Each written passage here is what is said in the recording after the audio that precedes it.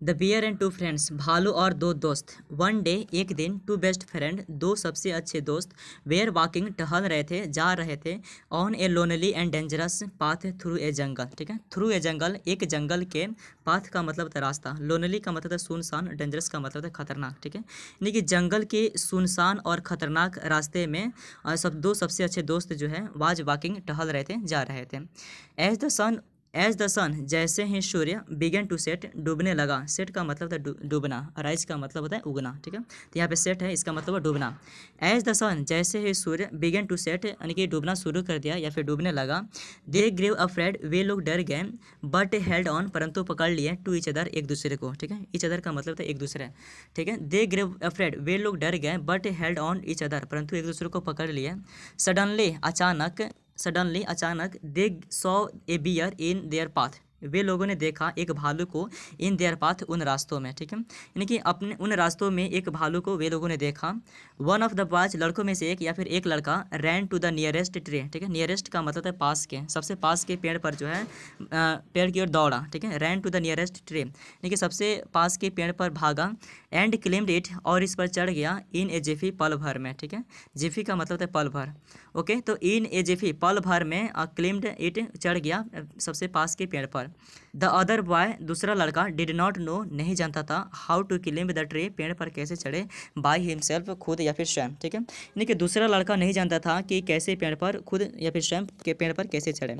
सो इसीलिए ही ले on the ground. ठीक है, ग्राउंड का मतलब है ज़मीन, ले का मतलब है लेटना। ठीक है, इसीलिए वह लेट गया ज़मीन पर, प्रिटेंडिंग, नाटक करते हुए, प्रिटेंडिंग का मतलब है नाटक करते हुए, और टू बी डेड, मरने की। ठीक है, प्रिटेंडिंग टू बी डेड, मरने की नाटक करते हुए, ही ले ऑन द ग्राउंड, वह ज़मीन पर लेट गया।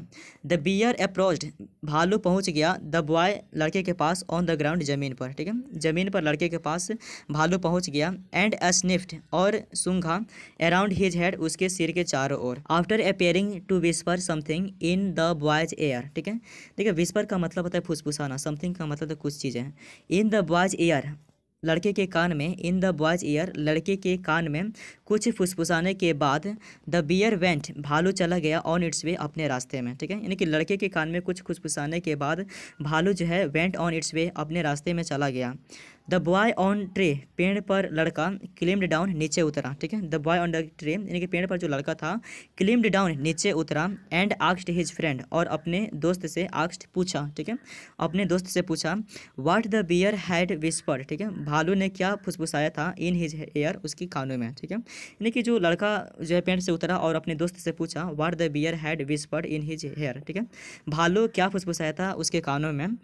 ही रिप्लाइड, उसने जवाब दिया, डू नॉट ट्रस्ट फ्रेंड्स। ठीक है, दोस्तों पर विश्वास न करें।